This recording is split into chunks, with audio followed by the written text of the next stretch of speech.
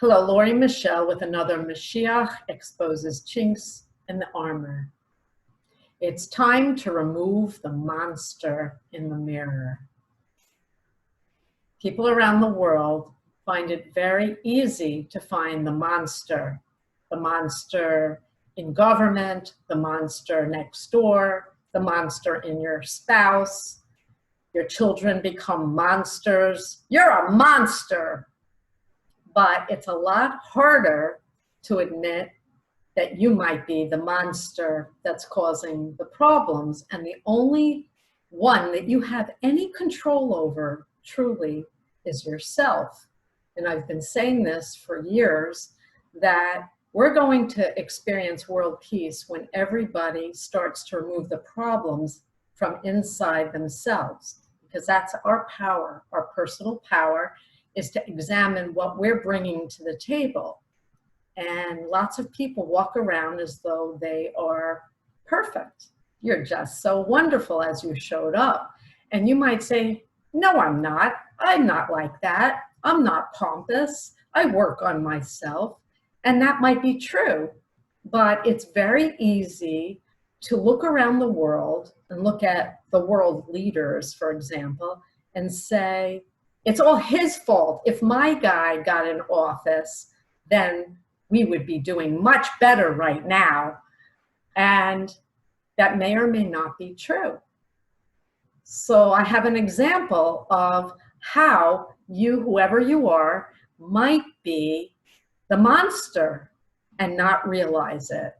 It happens daily. Throughout the day, you're attacked by other people's evil inclination, the Yetzer Hara that everybody is prone to in this world.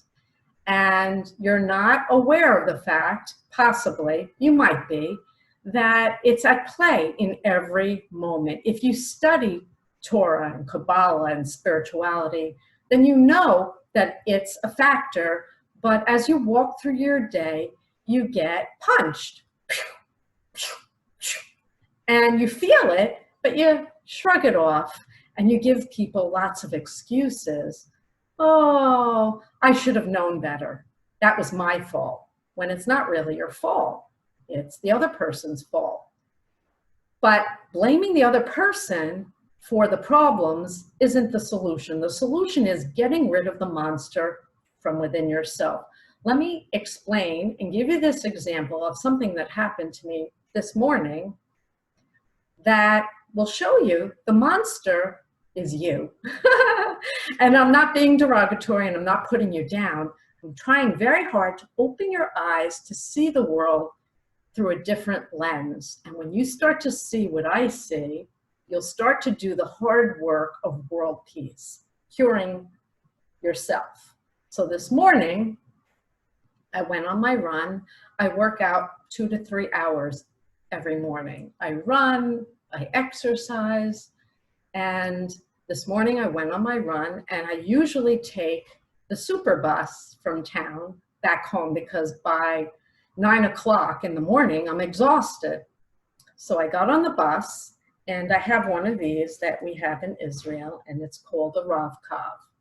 And I just loaded it last night. I put money on it. I went to a Makullet, a market, and they put money on it, but they didn't have a receipt for me. I put all this money on my card, and they didn't have the receipt paper. They were out. So I had to trust that the right amount was on my card.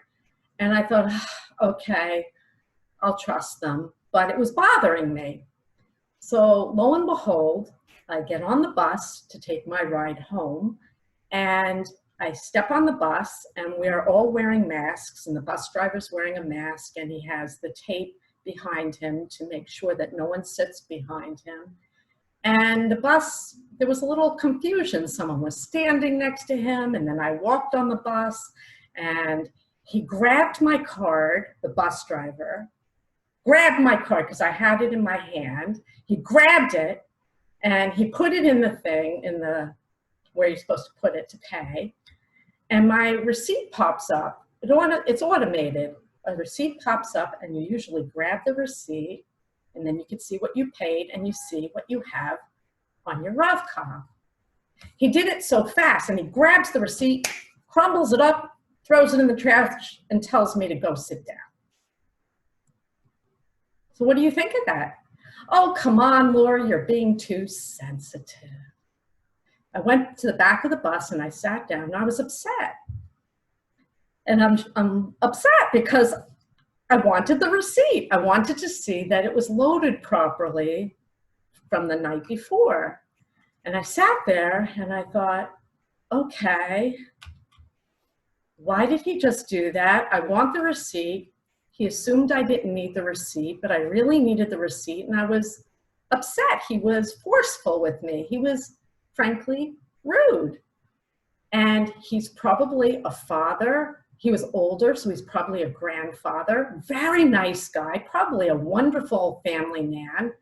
And he was completely rude to me and made assumptions about me, what I needed. Come on, move it, move it, move it. Go to the back of the bus. You don't need that. I'm going to throw it out. So I sat there, and what you don't know, maybe, some of you know, is that I talk to Hashem all the time. I'm Moshiach. And I sat in my chair, and I could see Hashem's spiritual eyes looking at me, steely eyes, and he said to me, he is rude, and one day he will pay for that. So you think I'm overly sensitive about this poor bus driver not giving me a receipt. But Hashem, the King of the universe, is watching us all, especially right now in the end of days. And you don't know who you're being disrespectful to in any moment. It could be someone that Hashem loves and has won favor in his eyes. And he's watching everything. And Hashem said to me, he will pay for that. I said, Hashem, I know it was rude, but he didn't think I needed the receipt. You don't usually keep the receipts very long. You just look at it and you do throw it away. And he was in a rush, and I made excuses for him, like we always do. That's a horror, evil inclination. He wanted me out of his way. Hurry up. You don't need this. Made a decision for me. And I sat there and I'm talking to Hashem, and Hashem said, no, Lori, it was Yetzirah. It was evil. He was pushy. And I don't like it. And I said, okay. But what do I do now, Hashem? I need a receipt, and I don't know what's on my Rav-Kav. And tomorrow I'm traveling around Israel, and I need to know what's on my card. I guess I could take another bus trip that I don't need to take just to get a receipt. And he said, no, Lori, you're going to walk to the front of the bus, and you're going to point to the receipt, because I don't speak much Hebrew, and you're going to say, Bavakasha, I need a receipt. And you're going to point to where the receipt comes out. I said, okay. He said, you're going to do that right now. I said, okay. So I walked to the front of the bus with my mask on, and I said, Bavakasha, I want a receipt. And he looks at me and he says, you don't need it. He spoke English. I said, I want a receipt. And he points to the garbage. It's in the garbage. I said, Bavakasha, I want a receipt. So he grabs my card, he puts it in the machine, and he spits out this whole long receipt that I've never seen before. It was a whole receipt that you can request that shows you what's on your card. So I stood there, and it's all in Hebrew, numbers in Hebrew, and I'm looking at it, and I'm asking, is this a receipt? Because I couldn't read it, and I'm looking at the numbers, I'm standing there, and you know what he did next? He pulls his mask, and he's like, look, go to the back of the bus. Wow! If he only knew that he was doing this to Mashiach. Mashiach and Hashem standing there. Hashem put me up to it. And I look at him, and he's pulling on his mask, and he starts yelling at me in Hebrew. And I thought, oh, well, maybe he doesn't understand me because the mask is covering my mouth. So I pulled it down a little. I said, is this a receipt? Ah! And he points to the tape behind him. Like, you're not supposed to stand here next to the bus driver. Get to the back of the bus. So I looked and I said, okay. And I smiled and I went to the back of the bus and I sat down and I'm cool about it. I'm not calling him a monster.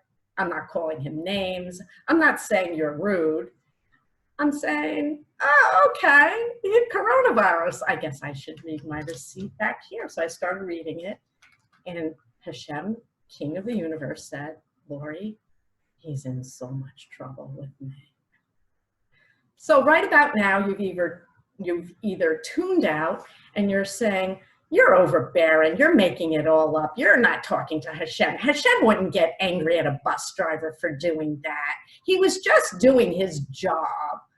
And I'm here to tell you that he might be a good father and a good grandfather and maybe even a great bus driver. But this morning, he was decidedly rude and abrasive to me. And I don't really care much that I happen to be Mashiach. I'm Lori, and it's not okay to be rude to me. And I didn't get angry, and I didn't accuse him of anything. I just sat there and said, I'm happy to have my receipt. He should have been nicer to me. And Hashem said, we're going to talk about this morning, because people walk around the world and think they're a bus driver, they're an accountant, they're a cashier at Walmart, they're whoever you are. And you think you're a good person, and I'm sure you are. And most of the time, you're nice and polite and thank you, ma'am, thank you, sir, and you do the right thing. But pushed a little too hard, a little bit irritable one morning, and you would behave just like the bus driver.